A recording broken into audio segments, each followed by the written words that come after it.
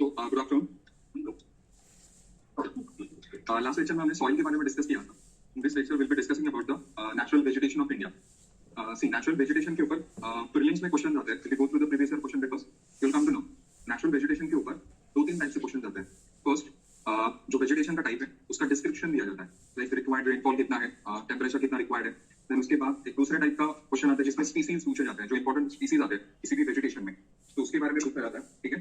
Then जो state of forest report आता है, एक बाइनरियल रिपोर्ट आता है जो फॉरेस्ट सर्वे ऑफ इंडिया है, तो वो हर 2 साल में एक state of forest report release करता है। तो वो करंट अफेयर्स के पर्सपेक्टिव से वो जो रिपोर्ट है, तो उस रिपोर्ट में बहुत सारा डेटा आपको मिलेगा। ठीक है। तो उस डेटा के ऊपर क्वेश्चन आता है, लाइक इवन जो बेसिक डेटा होता है कि percentage wise majority of the forest जो है वो कौन से स्टेट्स में आता है, area wise largest forest area कौन से कौन से एरियाज में आते हैं, वो सारी चीजें इंपॉर्टेंट है। ठीक है। सो पहली बात, फॉरेस्ट का डिस्क्रिप्शन दिया जाता है। फॉरेस्ट का जो डिस्क्रिप्शन है तो उसमें मेजर आइडेंटिफाइंग फैक्टर होगा आपके लिए रेनफॉल। ठीक है। इसलिए मैंने लास्ट टाइम आपको ये बताया था, ये लिख लो। ठीक है। So based on the annual rainfalls you can easily identify the type of vegetation किसी भी रीजन में। ठीक है। दूसरी बात, स्पीसीज जो इंपॉर्टेंट जो प्लांट जो होते हैं किसी भी फॉरेस्ट में, तो उनकी स्पीसीज आपको मालूम होने जरूरी है। ठीक है। देन उसके बाद स्टेट ऑफ फॉरेस्ट रिपोर्ट में जो भी कुछ करंट अफेयर्स में सारी चीजें आती है वो। ठीक है। देन उसके बाद may be map based question पूछा जा सकता है। कोई भी इंडिया का मैप दिया जाएगा, उस मैप में कोई भी एरिया हाईलाइट किया जाएगा, लाइक ये एरिया है एंड इस एरिया में किस टाइप का वेजिटेशन मिलता है, तो इस टाइप से भी क्वेश्चन आ सकता है। समझ में? सो वेजिटेशन के ऊपर अलग अलग टाइप में क्वेश्चन आते हैं। रेंज में सॉइल, रिवर्स, वेजिटेशन, इनके ऊपर बहुत बार क्वेश्चन आते हैं। एक दो क्वेश्चन होते हैं इन 4 टॉपिक में से। ठीक है। सिंपल क्वेश्चन होते हैं, प्रोवाइडेड आपको बेसिक चीजें मालूम हो। ठीक है। फिर उसके बाद कुछ डेफिनेशंस है वेजिटेशन के रिगार्डिंग, कुछ फैक्चुअल डेटा है कि इंडिया का फॉरेस्ट एंड ट्री कवर कितना है, उसकी फैक्ट, उसका परसेंटेज। ठीक है। फिर उसके बाद कुछ टारगेट्स होते हैं हमारे, जैसे 33% टारगेट है हमारा, but right now we are having like 21-22% of the forest cover. तो ये जो टारगेट्स होते हैं, तो वो सारी चीजें आपको मालूम होनी जरूरी है। ठीक है। नाउ इंडिया में जब हम नेचुरल वेजिटेशन आइडेंटिफाई करते हैं तो उसमें कुछ टर्म्स आपको मालूम होने जरूरी है। First we have this forest cover. Now what is this forest cover? Forest cover is the area having minimum 1 hectare of area, कोई भी region having minimum 1 hectare of area and having more than 10% of the tree canopy density is called as the forest cover. Forest cover क्या होता है? Forest cover मतलब किसी भी reason में minimum 1 hectare area होना चाहिए, या more than 1 hectare, right now we can say, so more than 1 hectare of area and having canopy density more than 10%। Now canopy density is what? जब आप किसी भी रीजन को, जब आप सैटेलाइट पिक्चर लेते हो तो ऊपर से जब आप देखते हो तो जो फॉलिएज होता है, ट्री का जो ऊपर का फॉलिएज होता है, इसकी डेंसिटी मोर देन 10% होनी चाहिए, तो it is called as the forest cover. समझ में आ रहा है? So forest cover is that area जहां पे मिनिमम 1 हेक्टेयर एरिया होता है या मोर देन 1 हेक्टेयर एरिया है एंड 10% कैनोपी डेंसिटी है। ठीक है। So it is called as the forest cover. Now what is tree cover? Tree cover मतलब जिस रीजन में 1 हेक्टेयर से कम एरिया आता है, ठीक है, 1 हेक्टेयर से कम एरिया है एंड स्पार्सली पॉपुलेटेड ट्रीज का या ट्री पैचेस आते हैं, स्कैटर्ड ट्री पैचेस होते हैं and area is less than 1 hectare, so in that case it is called as the tree cover. Tree cover क्या होता है?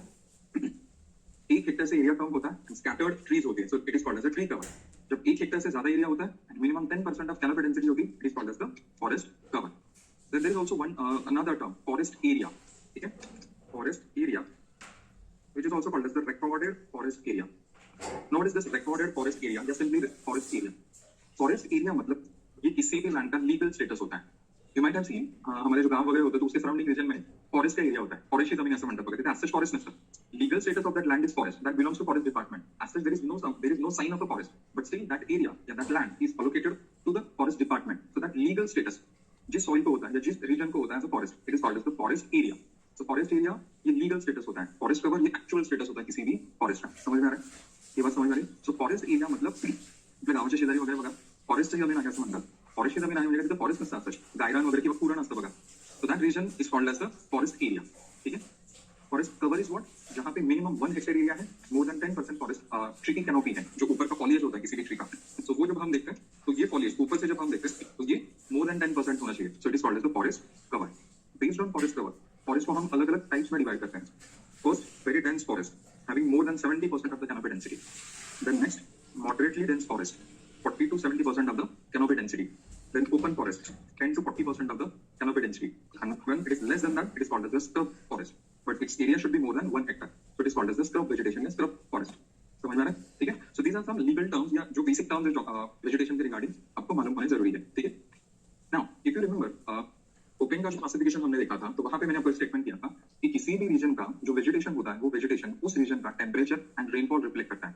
So any vegetation represents the rainfall and the temperature of that region, and that's the reason Koppen ने जो कैंडोले का classification था वो use किया था as a base। ये भी मैंने आपको बताया था। ठीक है। किसी भी रीजन में जो वेजिटेशन होता है वो वेजिटेशन प्राइमरली डिराइव किया जाता है रेनफॉल एंड उसके बाद टेम्परेचर से। तो इसकी वजह से आपको ये जो एनुअल रेनफॉल का डेटा है ये आपको मालूम होना जरूरी है। The region having more than 200 और 250 centimetres of annual average rainfall should host evergreen rain forest. ठीक है, देन उसके बाद India is a monsoon country and India में जो मेजर डोमिनेंट फॉरेस्ट का टाइप आता है वो आता है डेसिडुअस फॉरेस्ट। ठीक है, लास्ट टाइम हमने ये भी देखा था। ये जो डेसिडुअस फॉरेस्ट होता है तो ये दो टाइप के होते हैं, moist deciduous and dry deciduous. Moist deciduous are also called monsoon forest, जहां पे rainfall is more than 100 to 200 या 100 सेंटीमीटर्स, 100 टू 200 के बीच में जब रेनफॉल होता है क्या we have this monsoon forest. जब 50 टू 100 सेंटीमीटर्स के आसपास रेनफॉल होता है it is called as a dry deciduous और ट्रॉपिकल सवाना वेजिटेशन। ठीक है, देन उसके बाद 25 टू 50 के बीच में we have the semi arid vegetation या dry thorny shrub vegetation. Then below 25 we have the proper desert, Rajasthan के रीजन में आते हैं। समझ में आ रहा है? सो इस बेसिस पे या फिर रेनफॉल के डिस्क्रिप्शन के बेसिस पे आपको ऑप्शंस में से आंसर निकालना है। ठीक है, इट्स नॉट नेसेसरी कि ये जो सारे मैंने टाइप्स यहाँ पे लिखे हैं सेम वर्डिंग वहां पे आए। ठीक है, सो ये जो सारा डिस्क्रिप्शन आपको आएगा तो उस डिस्क्रिप्शन के बेसिस पे जो भी कुछ ऑप्शंस आपको 4 ऑप्शंस मिलेंगे तो उन ऑप्शंस में से आपको बेस्ट पॉसिबल पिक करना है। समझ में आया? ठीक है, नाउ इंडिया में जो वेजिटेशन आता है जब हम उसका डिस्क्रिप्शन देखते हैं मेजॉरिटी ऑफ द क्वेश्चन आप देखोगे ये जो फर्स्ट 6 और 7 टाइप्स है ना उनके ऊपर मेजरली आपको क्वेश्चन मिलेंगे। ठीक है, प्रीवियस ईयर के सारे क्वेश्चन उठा के देखो 90% क्वेश्चन इन्हीं 6-7 जो भी कुछ टाइप्स है इनमें से आता है। ठीक है, फर्स्ट मॉइस्ट ट्रॉपिकल फॉरेस्ट में first we have the tropical wet evergreen. जो ट्रॉपिकल वेट एवरग्रीन फॉरेस्ट है ये कहां पे मिलता है? The region having rainfall more than 200 और 250 सेंटीमीटर्स ऑफ रेनफॉल उस रीजन में। देन उसके बाद यहाँ पे टेम्परेचर जो होता है वो 24 टू 27 डिग्री के आसपास होता है। रेनफॉल इज मोर देन 200 और 250 centimetres, humidity is more than 80%। उस रीजन में आपको ये ट्रॉपिकल वेट एवरग्रीन फॉरेस्ट मिलता है। अब ये ट्रॉपिकल वेट एवरग्रीन कहां पे होता है? ये जो वेस्टर्न घाट का रीजन है, स्पेशली साउथ सदर्न जो पोर्शन है वेस्टर्न घाट वहां पे, उसके बाद नॉर्थ ईस्ट में कुछ पैचेस आते हैं एंड देन उसके बाद अंडमान निकोबार का जो रीजन है तो वहां पे आपको ट्रॉपिकल वेट एवरग्रीन फॉरेस्ट दिखाई देंगे। ये जो वेट एवरग्रीन फॉरेस्ट होता है एवरग्रीन बिकॉज ये throughout year greenish colour के दिखता है। ठीक है, पहली बात। दूसरी बात इनमें स्ट्रैटिफिकेशन होता है। Stratification is what? Height wise segregation होता है अलग अलग स्पीसीज का। जो सबसे टॉलेस्ट स्पीसीज होते हैं उनकी हाइट ऑलमोस्ट 45 टू 60 मीटर तक हो सकती है। फिर उसके बाद मीडियम हाइट के प्लांट्स होते हैं, फिर उसके बाद छोटे हाइट के होते हैं, देन उनके ऊपर क्रीपर्स होते हैं। तो एकदम डेंस फॉरेस्ट होते हैं, ये रेन फॉरेस्ट की तरह होते हैं वेट एवरग्रीन फॉरेस्ट। सो डेंस फॉरेस्ट होते हैं, इनमें स्ट्रैटिफिकेशन होता है एंड उसके बाद इनमें बायोडाइवर्सिटी बहुत ज्यादा होती है। ये जो सारे एवरग्रीन फॉरेस्ट होते हैं तो उनमें किसी भी एक स्पीसीज का डोमिनेंस नहीं होता। यहाँ पे बायोडाइवर्सिटी बहुत ज्यादा होती है, एक स्क्वायर किलोमीटर में नंबर ऑफ स्पीसीज बहुत ज्यादा होते हैं। तो इस वजह से ये इकोनॉमिकली इंपॉर्टेंट नहीं होते। ये जो फॉरेस्ट होते हैं ये इकोनॉमिकली ज्यादा इंपॉर्टेंट नहीं होती। इकोनॉमिकली इंपॉर्टेंट वही फॉरेस्ट होते हैं जिनमें एक स्पीसीज का डोमिनेंस होता है। फॉर एग्जांपल रशिया में कोनिफरस फॉरेस्ट आते हैं, देखो टाइगा फॉरेस्ट आता है, तो वहां पे नंबरिंग किया जाता है। हमने देखा था क्लाइमेट वाले में। तो नंबरिंग क्यों किया जाता है? क्योंकि वहां पे सॉफ्टवुड मिलता है, 2-3 स्पीसीज प्रोमिनेंटली वहां पे उस फॉरेस्ट में हमें मिलते हैं। तो इस वजह से जब किसी भी फॉरेस्ट में एक दो स्पीसीज का डोमिनेंस जब होता है तो वो इकोनॉमिकली वायबल होता है उसको एक्सट्रैक्ट करना। बट जब बहुत ज्यादा बायोडाइवर्सिटी होती है तो एक स्पीसीज यहाँ पे, एक प्लांट यहाँ पे होता है, दूसरा और जगह पे होता है, तो ये इकोनॉमिकली वायबल नहीं होता। समझ में आ रहा है? So these forest are economically not that much important. ठीक है, जो मेजर स्पीसीज है वो है mahogany, ebony, rosewood, pine, white cedar and bamboo. तो these are the major species जो वेट एवरग्रीन फॉरेस्ट में रहते हैं। ठीक है, मैं सिलेक्शन शो करूंगा मेरा महोगनी, एबनी, रोजवुड, पाइन। ठीक है, क्योंकि यही सेम स्पीसीज आपको एनसीईआरटी में भी मिलेंगे। इसके ऊपर क्वेश्चन आया था, इन स्पीसीज का नाम दिया था स्टेटमेंट फॉर्म में एंड आपको आइडेंटिफाई करना था टाइप ऑफ फॉरेस्ट। ठीक है, so these are wet evergreen forest. Then tropical semi evergreen, ये जो ebony, white cedar, then tropical semi evergreen. अब ये जो एवरग्रीन फॉरेस्ट होते हैं तो उनके पेरिफेरल रीजन में ये सेमी एवरग्रीन फॉरेस्ट होते हैं। Now why they are called as the semi evergreen? ये जो सेमी एवरग्रीन फॉरेस्ट होते हैं ये भी थ्रू आउट ईयर ग्रीनिश रहता है, बट यहाँ पे लीफ शेडिंग किया जाता है। जो स्पीसीज होते हैं इनमें लीफ शेडिंग किया जाता है, बट लीफ शेडिंग का जो सीजन होता है वो अलग अलग स्पीसीज में अलग अलग होता है। तो इस वजह से यहाँ पे ये थ्रू आउट ईयर ग्रीनिश दिखता है, तो इसकी वजह से हम इनको बोलते हैं सेमी एवरग्रीन। जो सेमी एवरग्रीन फॉरेस्ट है, एवरग्रीन फॉरेस्ट का जो सराउंडिंग रीजन है पूरा नॉर्थ ईस्ट में, इवन वेस्टर्न घाट के रीजन में, अंडमान निकोबार के रीजन में, तो यहाँ पे ये सेमी एवरग्रीन फॉरेस्ट होता है। स्लाइटली कम रेनफॉल होता है, 200 सेंटीमीटर के आसपास रेनफॉल होता है, 150 टू 200 सेंटीमीटर के आसपास जनरली रेनफॉल होता है। सेमी एवरग्रीन क्यों हम बोलते हैं? क्योंकि यहाँ पे लीफ शेडिंग होता है, बट लीफ शेडिंग का जो सीजन होता है वो अलग अलग होता है, तो इसकी वजह से ये throughout year greenish colour के दिखते हैं। So these are called semi evergreen. जो रेनफॉल है, रेनफॉल इज समवेयर 200 टू 250 के आसपास रेनफॉल होता है या स्लाइटली कम होता है 180 200 के आसपास। देन उसके बाद टेंपरेचर जो होता है 26 टू 28 डिग्री सेल्सियस के आसपास। जो ह्यूमिडिटी होती है वो 70% के आसपास होती है, स्लाइटली कम ह्यूमिडिटी होती है यहाँ पे। मेजर जो स्पीसीज है कदम, कुसुम, सेमल, लॉरेल। ठीक है, so these are the important species of semi evergreen forest. ठीक है, kadam, kusum, semal, laurel. So these are the important species of semi evergreen forest. समझ में आया? देख मंच कुसुम आणि सामल सिलेक्ट करते हैं। ठीक है, तो तुम्हाला सिलेक्ट करतो चल मार्क्स मिळाले बघा आपल्याला। Also called as the monsoon forest. ये जो मॉनसून फॉरेस्ट है ये इंडिया में सबसे लार्जेस्ट एरिया पे मिलता है। एरिया वाइज आप देखोगे तो सबसे लार्जेस्ट एरिया में आपको ये मॉइस्ट ट्रॉपिकल या मॉनसून फॉरेस्ट मिलता है। लास्ट टाइम हमने शायद देखा था regarding this 100 centimetre iso height. ये जो 100 सेंटीमीटर का आइसो हाइट है तो उसकी ईस्टर्न साइड में ये जो पूरा रीजन है स्टार्टिंग फ्रॉम चंडीगढ़ शिवालिक से लेके UP, west Bengal, Chhattisgarh, Odisha, then उसके बाद नॉर्थ ईस्ट में ये आपको मॉइस्ट डेसिडुअस या मॉनसून फॉरेस्ट मिलेंगे। इवन जो वेस्टर्न घाट का ये रेन शैडो रीजन है उसके बीच वाला जो ट्रांजिशनल जोन है तो इस ट्रांजिशनल जोन में भी आपको ये मॉइस्ट डेसिडुअस फॉरेस्ट मिलते हैं। ठीक है, why they are called as deciduous? Because ये जो फॉरेस्ट होते हैं तो उनमें समर सीजन के स्टार्टिंग में लीफ शेडिंग होता है मॉइस्चर कंजर्व करने के लिए। सो जब समर सीजन स्टार्ट होता है तो उसकी इनिशियल स्टेज में यहाँ पे लीफ शेडिंग किया जाता है। ठीक है, द क्लासिक एग्जांपल है टीक वुड। टीक जो प्लांट है, teak is a major species here. Moist जो डेसिडुअस फॉरेस्ट है, अलापल्ली की फॉरेस्ट है। देखो विदर्भा में एंड छत्तीसगढ़ का जो रीजन है गढ़चिरौली, गोंदिया, तो वहाँ पे अलापल्ली के फॉरेस्ट है। तो ये जो फॉरेस्ट होते हैं these are moist deciduous forest. Moist deciduous जो फॉरेस्ट होते हैं तो उनमें समर सीजन के पहले लीफ शेडिंग किया जाता है। ठीक है, एंड देन रेनी सीजन जब स्टार्ट होता है तो फिर यहाँ पे फ्लावरिंग स्टार्ट होता है। समझ में आ रहा है? ये जो मॉइस्ट डेसिडुअस है तो ये एरिया वाइज इंडिया का सबसे इंपॉर्टेंट फॉरेस्ट का टाइप कंसीडर किया जाता है। ऑलमोस्ट 40% जो फॉरेस्ट एरिया है उसका 40% एरिया मॉइस्ट डेसिडुअस से कवर होता है। ठीक है, फिर उसके बाद ये जो मॉइस्ट डेसिडुअस है ये मिलते कहाँ पे है? The region having rainfall between 100 to 200 centimetre. जो 100 सेंटीमीटर का आइसो हाइट है तो वहां से ईस्टर्न साइड में ये जो पूरा रीजन है तो there we have this moist deciduous या मॉनसून फॉरेस्ट। ये जो फॉरेस्ट होता है तो ये इकोनॉमिकली बहुत इंपॉर्टेंट है क्योंकि इनमें जो इंपॉर्टेंट स्पीसीज है तो उसमें teak, sal, almond, teak, sal, then almond, then amla. तो these are the important species जो मेजरली यहाँ पे सैंडलवुड भी आता है यहाँ पे। So these are the important species. Then species. मोहाची दारू करतात बघा. तेंदू होते त्याचे. पिढ्या मिळण्यासाठी वापरतात बघा. तेंदू. मोहाला आता काय म्हणतात इंग्लिश मध्ये मला नाव आठवत नाही. ठीक आहे सर. महुआ. So महुआ, तेंदू, टीक, साल, आलमंड, आंवला, sandalwood. These are the important species.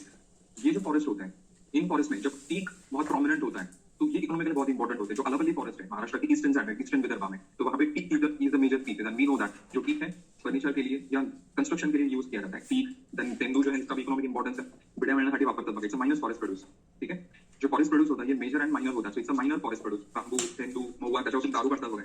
मोहाची दारू असते बघा। ठीक है, so these are the minor forest produce जो इन मॉइस्ट डेसिडुअस फॉरेस्ट से मिलता है। ठीक है, फिर उसके बाद लिटोरल एंड स्वैम्पी फॉरेस्ट। ये जो लिटोरल एंड स्वैम्प फॉरेस्ट है ये जनरली जो रिवर एंड डेल्टास का रीजन है, देन इशुराइन जो रीजन है जहाँ पे मार्शलैंड्स का रीजन है तो उस रीजन में मिलता है। ठीक है, स्पेशली जो मैंग्रोव्स का वगैरह हिस्सा आता है वो भी इन लिटोरल एंड स्वैम्पी फॉरेस्ट में आता है।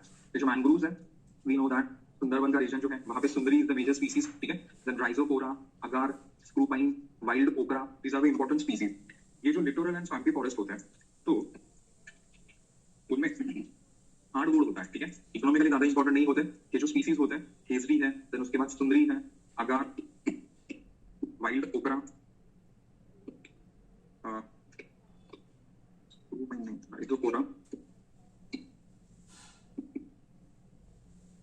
तो these are the important species। ठीक है, सुंदरी। ये जो लिटोरल एंड स्वैम्पी फॉरेस्ट होता है ये हार्डवुड होता है। इसका इकोनॉमिक इंपॉर्टेंस ज्यादा नहीं होता। लोकल एरियाज में बोट्स वगैरह कंस्ट्रक्ट करने के लिए या घर के कंस्ट्रक्शन करने के लिए यूज किया जाता है। But more than the commercial use इनका एनवायरमेंटल यूज बहुत ज्यादा होता है क्योंकि ये जो मैंग्रोव्स होते हैं या जो लिटोरल फॉरेस्ट होते हैं ये कोस्टल रीजन का प्रोटेक्शन करते हैं। जो टाइडल वेव्स आते हैं या जो सुनामी वेव्स आते हैं तो इनकी वजह से कोस्टल रीजन का प्रोटेक्शन किया जाता है। दूसरी बात, ये जो मैंग्रोव्स होते हैं या जो लिटोरल स्वैम्पी फॉरेस्ट होते हैं तो ये जो मरीन ऑर्गेनिज्म होते हैं तो उनके ब्रीडिंग ग्राउंड्स की तरह काम करते हैं। ओडिशा का जो कोस्ट है तो वहां पे we have this olive ridley turtle. ये जो ऑलिव रिडले टर्टल है तो ये उसका ब्रीडिंग ग्राउंड यहाँ पे मैंग्रोव्स में आता है। ये जो मैंग्रोव्स होते हैं तो वहां पे उनका ब्रीडिंग ग्राउंड होता है। ठीक है, सो ये जो मैंग्रोव्स है इनका इकोलॉजिकल इंपॉर्टेंस बहुत ज्यादा है। सो ये ब्रीडिंग ग्राउंड की तरह काम करते हैं। ये कोस्टल रीजन का सुनामी से प्रोटेक्शन करते हैं। लोकल एरियाज में वहां पे घर के कंस्ट्रक्शन के लिए या छोटे छोटे बोट्स बनाने में इनका यूज किया जाता है। ठीक है, so these are the mangroves. The next we have the dry tropical forest जो स्लाइटली कम रेनफॉल के रीजन में आते हैं। Tropical dry evergreen. ये जो ट्रॉपिकल ड्राई एवरग्रीन फॉरेस्ट है ये एक्सक्लूसिवली तमिलनाडु में मिलता है। ठीक है, the region having winter rainfall. ये जो कोरोमंडल कोस्ट है तमिलनाडु का तो वहां पे नॉर्थ ईस्ट मानसून की वजह से रेनफॉल होता है। जब ये रेनफॉल 100 to 150 सेंटीमीटर के आसपास होता है तो यहाँ पे ये ट्रॉपिकल ड्राई एवरग्रीन फॉरेस्ट मिलते हैं। ये जो ट्रॉपिकल ड्राई एवरग्रीन फॉरेस्ट है उनमें स्पीसीज, मेजर स्पीसीज आर किडनी, रीठा, देन मुचकुन, tamarind, Neem.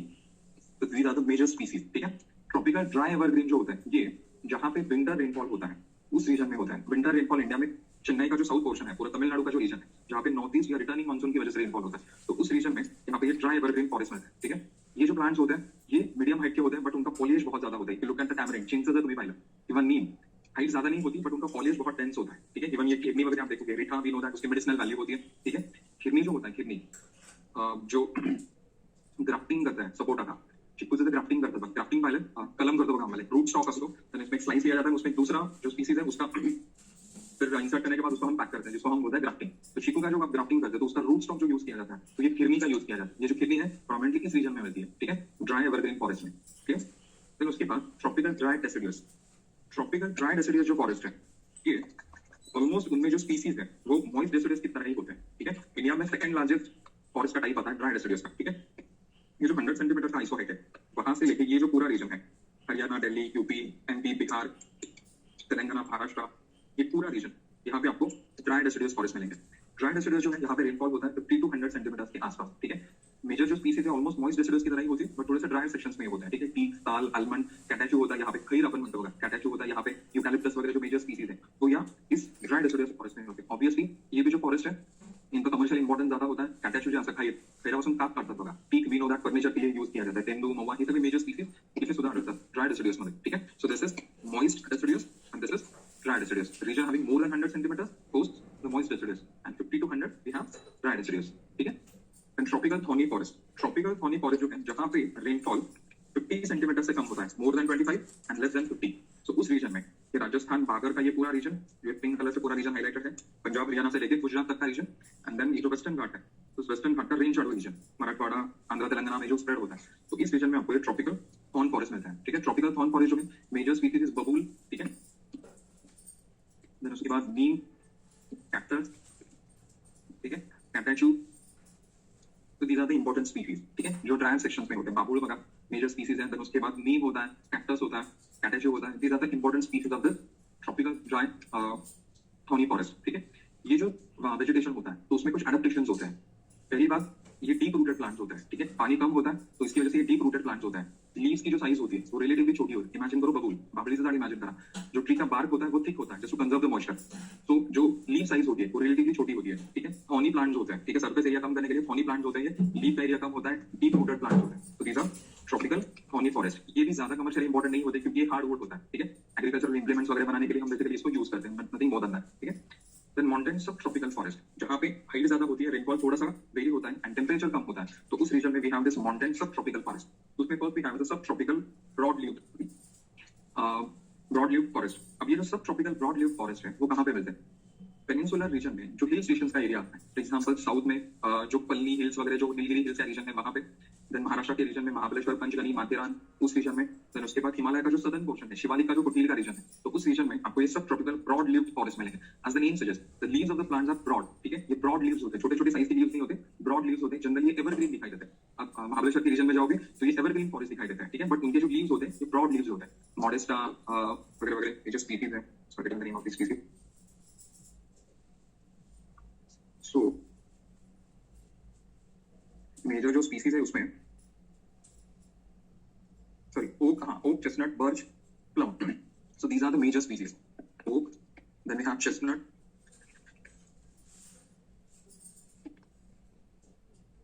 birch, and plum. So these are the important species of broadleaf forest. ठीक है?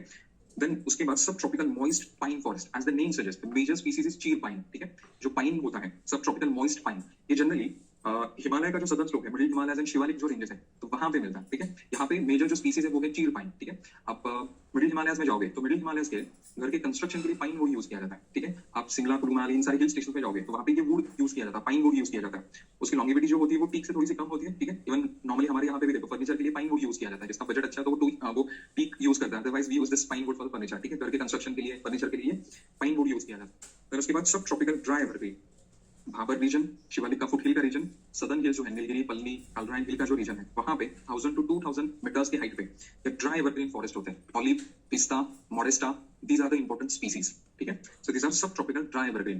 देन उसके बाद हिमालयन रीजन में जब आप जाओगे तो we have mountain with temperate, ठीक है, 1500 से लेके 3000 मीटर्स की हाइट पे, एंड मॉइस्ट टेम्परेट इज 1800 से लेके 3500 मीटर्स की हाइट पे हिमालयन मॉइस्ट टेम्परेट फॉरेस्ट में था। तो उनमें silver fir, screw pine, pine, then उसके बाद deodar, these are the important species, ठीक है। ज्यादा हाइट पे ये जनरली फॉरेस्ट होता है, ठीक है। 1500 से लेकर 3000 मीटर्स तक we have the wet temperate, and then उसके बाद इसके ऊपर जब हम जाएंगे तो हिमालयन मॉइस्ट टेम्परेट फॉरेस्ट मिलता है। Screw pine, deodar, silver fir, then juniperus, these are the important species here, ठीक है। Deodar is the endemic species of western Himalaya. जो वेस्टर्न हिमालय तो वेस्टर्न हिमालय में ये देवदार प्रोमिनेंटली मिलता है, ईस्टर्न हिमालय में नहीं, ये वेस्टर्न हिमालय में होता है, रिमेंबर दिस पॉइंट, ठीक है। फिर उसके बाद अल्पाइन फॉरेस्ट, 3,500 मीटर से ऊपर जो पूरा रीजन है, तो वहां पे अल्पाइन फॉरेस्ट होते हैं, तो उनमें पोटेंटिला, बर्बेरी, हनीसकल, ये अलग अलग स्पीसीज होते हैं, ठीक है। जैसे जैसे आप हाई पाइस ऊपर चले जाते हो, तो वहां पे ये मॉसेस, अलगी वगैरह, अलगी मॉसेस ग्रो होते हैं जनरली हायर साइड में, जहाँ पे समर सीजन में आइस मेल्ट होने लगता है, तो वहां पे मॉस डेवलप होता है ज्यादा हाइट के ऊपर। सो दिस इज द सीक्वेंस। यहाँ पे एक इंटरेस्टिंग क्वेश्चन पूछा था प्रीलिम्स में, as we move from south to north in Himalayan region, identify the sequence of vegetation you come across. Himalayan region में जैसे जैसे आप साउथ टू नॉर्थ जाते हो, तो वेजिटेशन का सीक्वेंस कैसे कैसे चेंज होते चला जाता है, तो इसके ऊपर क्वेश्चन पूछा था। So tropical, sub tropical, then temperate, then उसके बाद ये फिर wet temperate, moist temperate, and then finally alpine. तो इस तरीके से ये चेंज होते चला जाता है। आपका जो एनसीईआरटी है ना, तो एनसीईआरटी में स्टेटमेंट फॉर्म में ये लिखा था, सेम स्टेटमेंट के ऊपर क्वेश्चन पूछा था प्री में, ठीक है। So these are the different types of vegetation जो इंडिया में मिलते हैं। मेजॉरिटी ऑफ द क्वेश्चन आपको ए एंड बी, ये जो 6-7 जो टाइप्स है, इनके ऊपर ही मिलेंगे, ठीक है, ठीक है। देन उसके बाद जो स्टेट ऑफ फॉरेस्ट रिपोर्ट है, आई थिंक इस साल का तो नहीं, लास्ट ईयर का होगा, 2021 का, उसके कुछ इंपॉर्टेंट पॉइंट्स है वो डिटेक्ट कर लो। स्टेट ऑफ फॉरेस्ट रिपोर्ट 2021 का होगा, यस 2021 का है।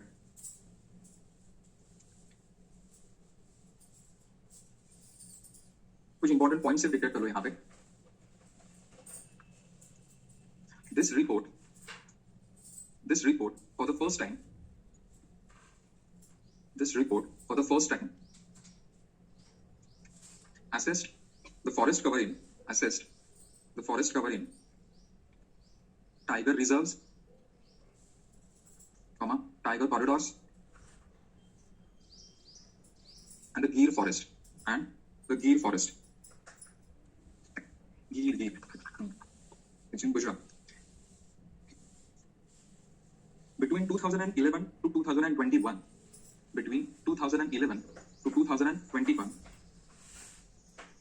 the forest cover in tiger corridors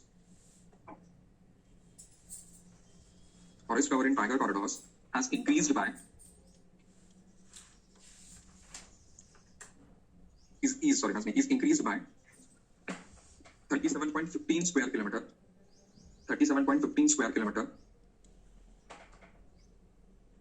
and in tiger reserves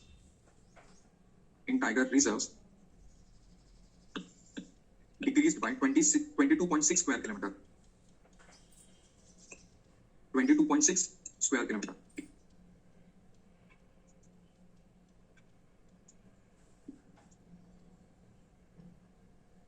Buxa, it's in West Bengal. It's a tiger reserve. Buxa, Annamalai in Tamil Nadu. Buxa in West Bengal, Annamalai in Tamil Nadu, and Indravati in Chhattisgarh. Reserves have shown an increase in forest cover. While the highest losses have been recorded in Kaval in Telangana, Bhadra in Karnataka, and Sundarbans in West Bengal.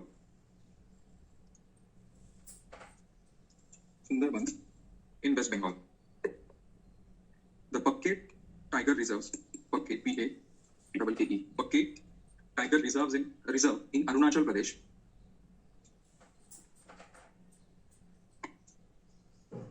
has the highest forest cover at nearly 97%.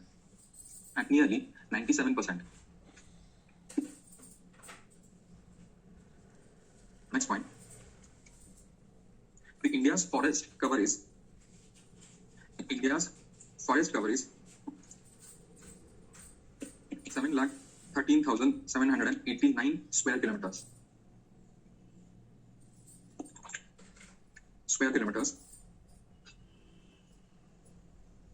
which covers 21.7% of India's geographical area.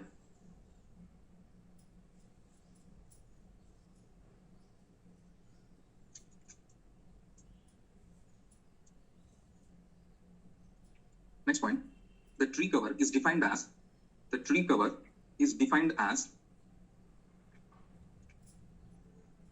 all tree patches of size less than 1 hectare. All tree patches of size less than 1 hectare occurring outside the recorded forest area.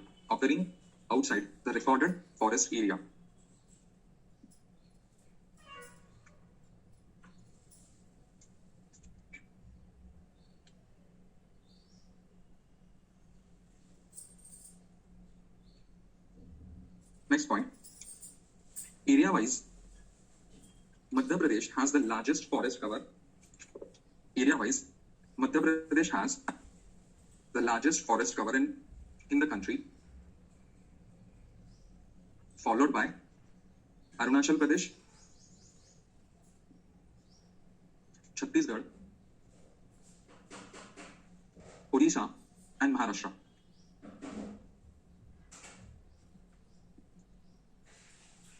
In terms of, next point, in terms of forest cover, as a percentage of the total geographical area,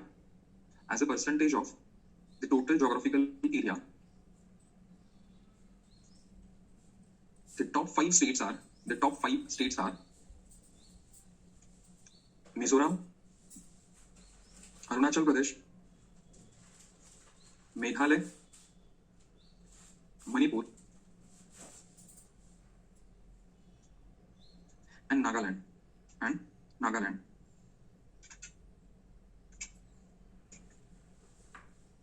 ठीक है, सो ये 2021 का report है. जब आप next year दोगे 2023 का आएगा रिपोर्ट, तो उसके ऊपर ध्यान रखना. करंट अफेयर्स में तो ये ऑब्वियसली आएगा आपके मैगजीन्स में या न्यूज़पेपर में. तो ये सारी चीजें दिमाग में रखो, ठीक है. Area wise, percentage wise, then there are some states, जैसे नॉर्थ ईस्ट के केस में एक्सेप्ट आसाम, बाकी के जो सारे स्टेट्स हैं तो वहां पे फॉरेस्ट कवर कम हो चुका है. तो ये जो सारे स्टेटमेंट्स होते हैं ना, ये स्टेटमेंट्स रिपोर्ट में जो मेंशन किए होते हैं वो सेम आपको रिफ्लेक्ट होंगे आपके क्वेश्चंस में, ठीक है. सो इस तरीके से वेजिटेशन का टॉपिक आप कवर कर सकते हो. यहाँ मार्च अप्रैल के आसपास आना चाहिए, ठीक है. Then next we have is the mineral wealth of India.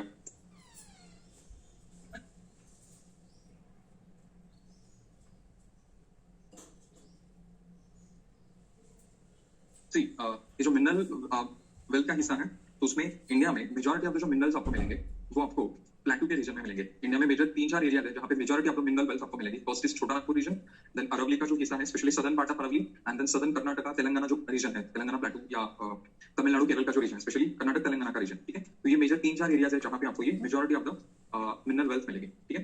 ये जो मिनरल्स हैं इनको हम दो ग्रुप्स में डिवाइड करते हैं ज्योग्राफी में, मेटालिक एंड नॉन मेटालिक, ठीक है. सो मेटालिक मिनरल्स में first we have is this iron, ठीक है. अब ये जो आयरन है, इस आयरन के अलग अलग पोर्स होते हैं, ठीक है. First we have is the hematite iron, जो रेडिश कलर का होता है, ठीक है. 70% आयरन होता है जो धारवाड़ एंड कडप पर रॉक्स होते हैं, तो उनमें आपको हेमेटाइट रॉक मिलेगा.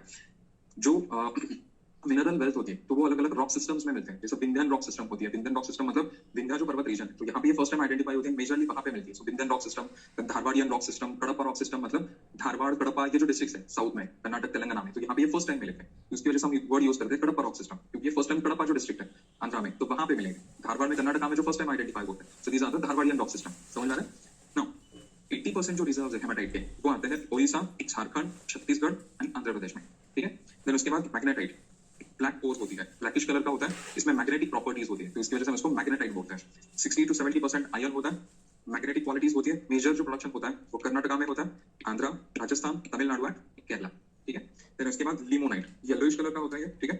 40 to 60% मेटल कंटेंट होता है. टामुरा सीरीज के जो रॉक्स है तो इन रॉक्स में ये मिलता है, ठीक है. देन सीडराइट सबसे लोएस्ट क्वालिटी का होता है, एंड इसमें कैल्शियम का परसेंटेज या लाइन का परसेंटेज ज्यादा होता है. लेस देन 50% आयरन होता है सीडराइट में. बहुत सारी इम्प्योरिटीज होती है, एंड लाइन होने की वजह से ये सेल्फ फ्लक्सिंग होता है. आपकी फ्लक्सिंग क्या होता है? सी, जब आयरन निकाला जाता है, जब ये ब्लास्ट फर्नेस में हम डालते हैं, तो ब्लास्ट फर्नेस में आयरन के ओर के साथ साथ हम लाइन ऐड करते हैं. लाइन डोलोमाइट जो होता है, लाइन स्टोन या डोलोमाइट जो होता है, तो उसमें कैल्शियम कार्बोनेट होता है. जो कैल्शियम कार्बोनेट होता है तो उसमें जो कार्बोनेट ग्रुप होता है तो ये हाईली रिएक्टिव ग्रुप होता है, ठीक है. अब होता क्या है, जब हम ब्लास्ट फर्नेस में आयरन डालते हैं तो ये जो आयरन होता है तो उसमें बहुत सारे इंप्योरिटीज होते हैं, ठीक है. जब हम आयरन के साथ साथ लाइन डालते हैं तो ये जो लाइन होता है तो ये लाइन इंप्योरिटीज के साथ रिएक्ट होता है, एंड ये स्लरी के फॉर्म में ऊपर आने लगता है. जैसे जैसे हीट करते हैं फर्नेस में उसको आयरन को, तो वो जो लाइन होता है तो लाइन के साथ ये जो इंप्योरिटीज होती है, ये इंप्योरिटीज इम्प्योरिटीज रिएक्ट होने लगते हैं एंड ये स्लरी में कन्वर्ट होती है।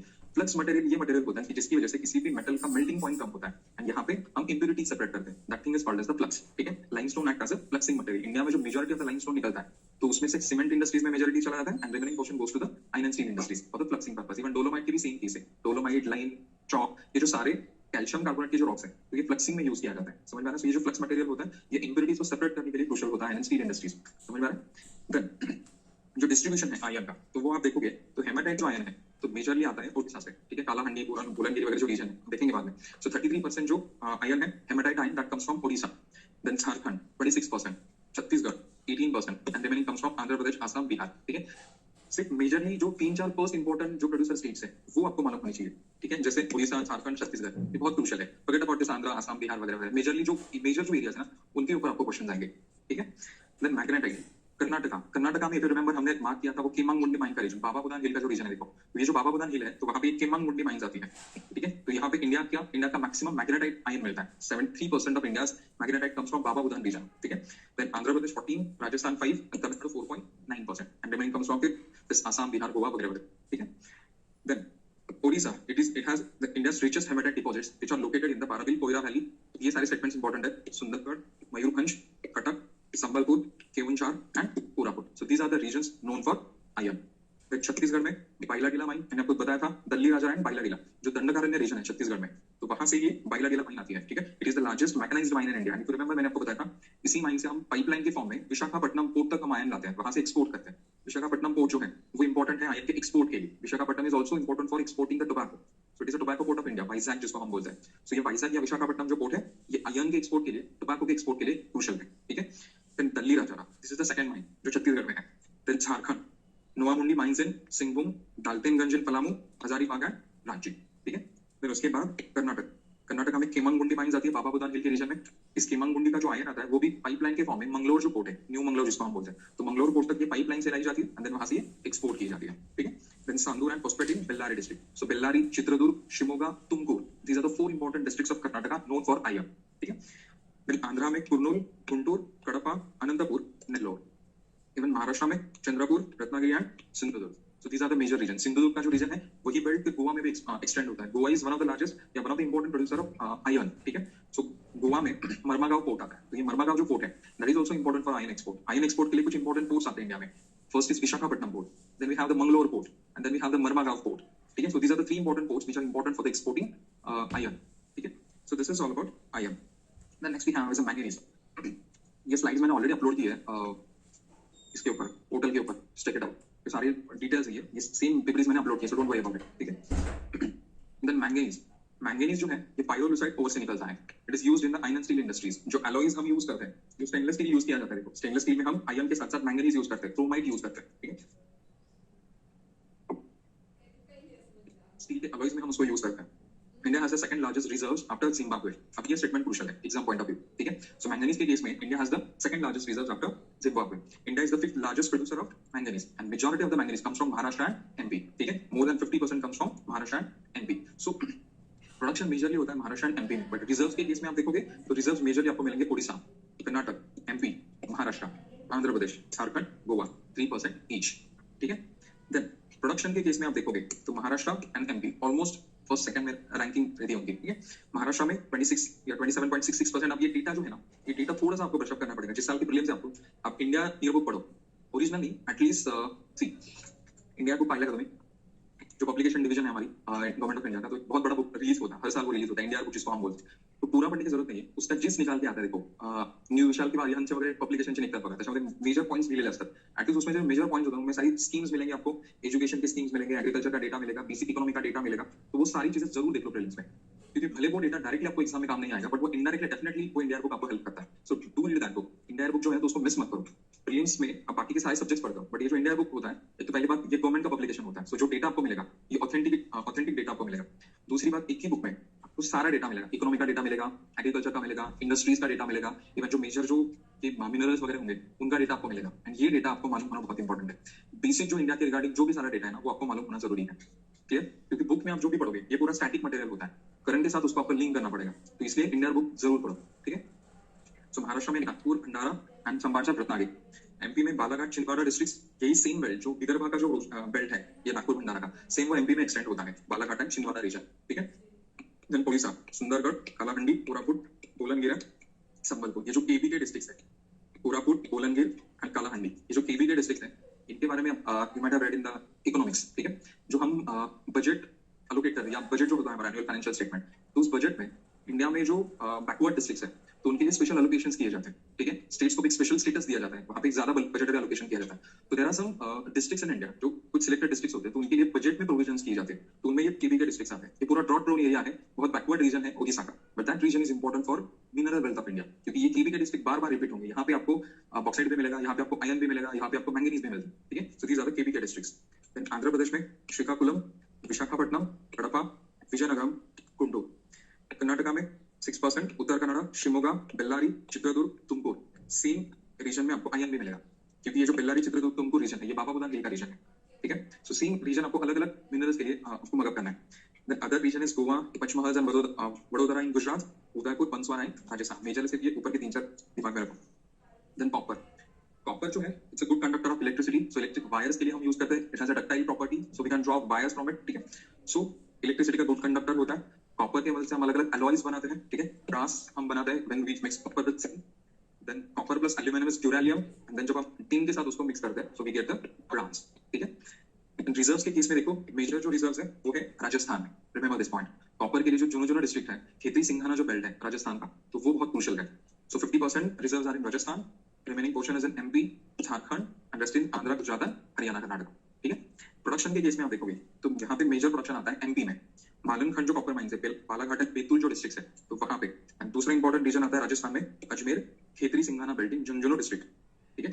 अलवार, भीलवाड़ा, चित्तौड़गढ़, डूंगरपुर, जयपुर, पाली, सिकार, सिरोही वगैरह वगैरह, but major portion is this Khetri Singhana belt Ajmer के पास झुंझुनू डिस्ट्रिक्ट में, ठीक है।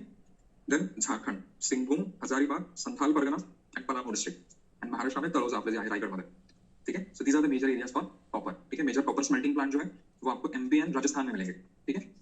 देन उसके बाद क्रोमाइट, ये जो क्रोमाइट होता है क्रोमियम ऑक्साइड के फॉर्म में होता है, जो इकोनॉमिक कोर है वो है क्रोमियम ऑक्साइड। ये जो क्रोमाइट होता है ना, हम स्टेनलेस स्टील में यूज करते हैं, जो आयरन, मैंगनीज एंड क्रोमाइट जब हम मिक्स करते हैं तो वहां से स्टेनलेस स्टील हम यूज करते हैं। सो ये जो स्टेनलेस स्टील है तो ये ग्लॉसी क्यों बनता है, बिकॉज ऑफ दिस क्रोमाइट, ठीक है। इवन हमारे कार का जो आगे का बम्पर वगैरह होता है देखो, ये क्रोम प्लेटेड होता है, ते क्रोम प्लेटेड हँडल असं ॲडव्हर्टाइज करतात बघा। क्रोम इज व्हॉट, ते कारच्या समोर असतं ते ग्लॉसी जे असतं चकचक करणार असतं, दैट इज क्रोमियम, ठीक है। उसका लेयर यूज किया जाता है उसके ऊपर, ठीक है, ग्लॉसी लेयर होता है। सो वहां पे क्रोमाइट यूज किया जाता है। So it is an oxide of iron and chromium and it is used in Chrome plating and alloying, stainless steel में यूज किया जाता है। The 99% of the production and 93% of the reserves are from Odisha. So ये पूछा जा सकता है, ठीक है।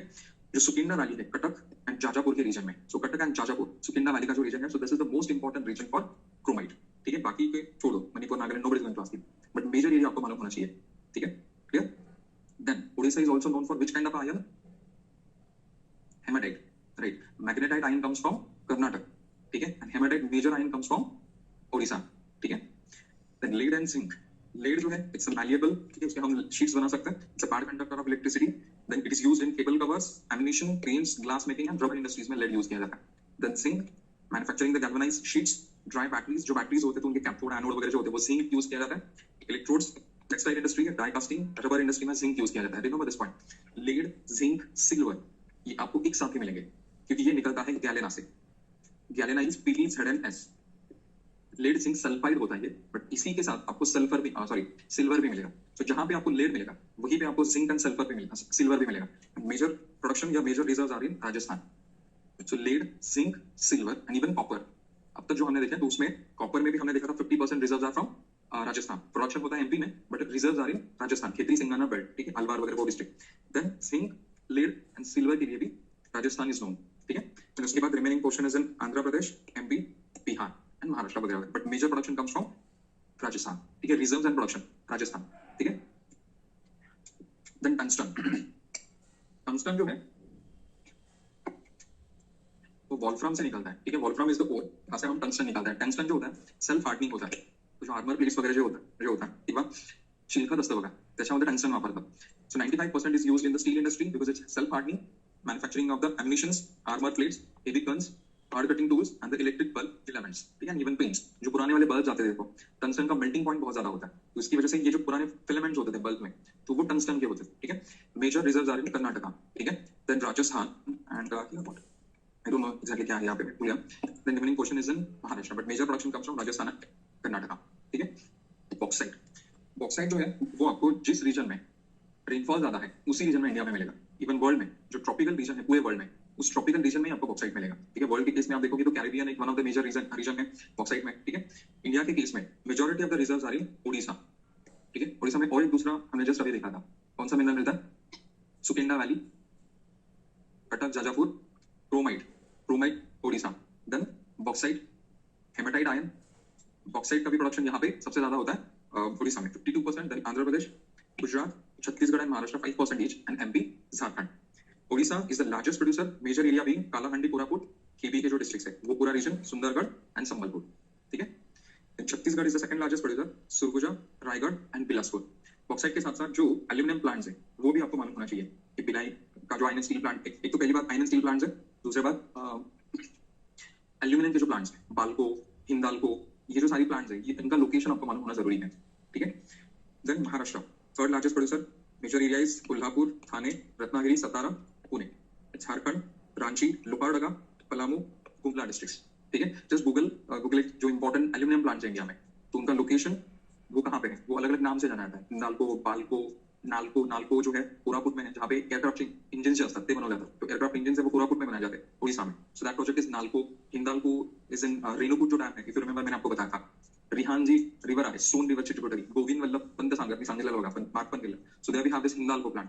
कोरबा जो है, so there we have this Balco plant, this is also called as the Sterlite industries. सो ये जो सारे एल्यूमिनियम प्लांट्स है ना वो आपको मालूम होने चाहिए। फिर उसके बाद iron steel plants, Bhilai, Durgapur, Rourkela, ये सारे आयरन स्टील प्लांट्स का लोकेशन आपको मालूम होना चाहिए, ठीक है। देन गोल्ड जो है majorly occurs in the auriferous rocks and sands of several river. Auriferous rock मतलब that rock containing a gold, जिसको हम ऑरिफेरस रॉक बोलते हैं, ठीक है। ऑरिफेरस रॉक मतलब जिनमें प्लेसर डिपॉजिट्स होते हैं गोल्ड के, so these rocks are called as auriferous rocks. Major is Kolar Hutti, KGF जो कोलार गोल्ड फील्ड्स, ठीक है। So Kolar and Hutti mines in Karnataka, the Ramagiri and Anantapur Andhra Pradesh, and sands of the Suvarna Rekha river. ये जो सुवर्ण रेखा है तो उसके जो एल्यूवियम है उसमें प्लेसर डिपॉजिट्स मिलते हैं गोल्ड के, ठीक है। Then silver mostly used in chemicals, electroplating, photography. Major area Rajasthan, जो जवर माइंस है राजस्थान में, वो लेड, जिंक, सिल्वर के लिए जाने जाते हैं, Zawar mines, and Tundoo smelter in Dhanbad.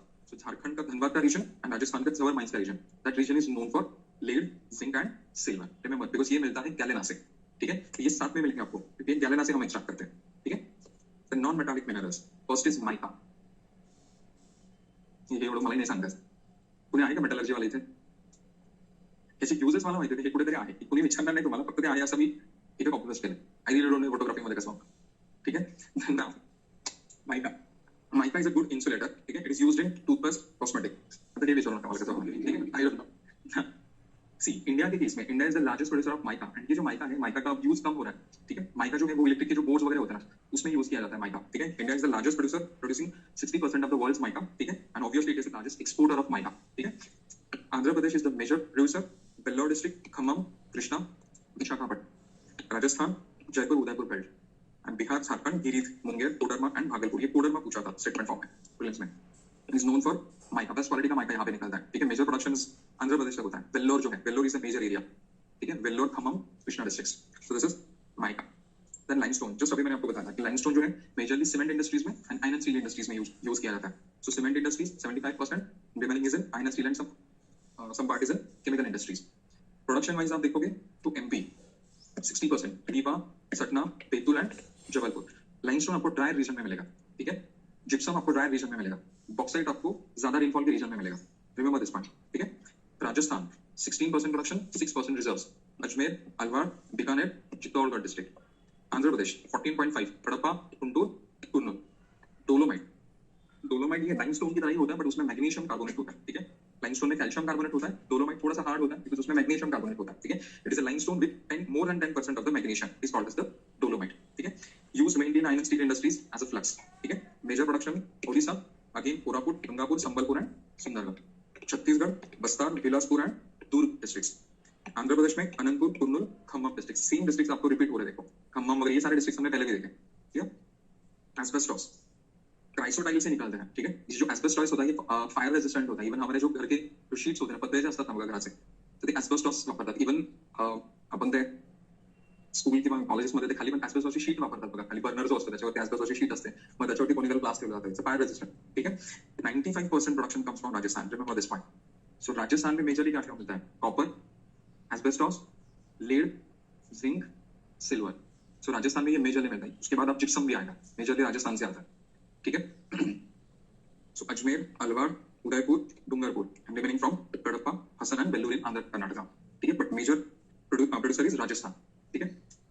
Then उसके बाद मैग्नेसाइट, दो ही मेजर एरियाज है, तमिलनाडु में 74% एंड उत्तराखंड में अल्मोड़ा डिस्ट्रिक्ट में डिस्ट्रिक्ट अल्मोड़ा, ये सेगमेंट के फॉर्म में पूछा था, 20%, ठीक है।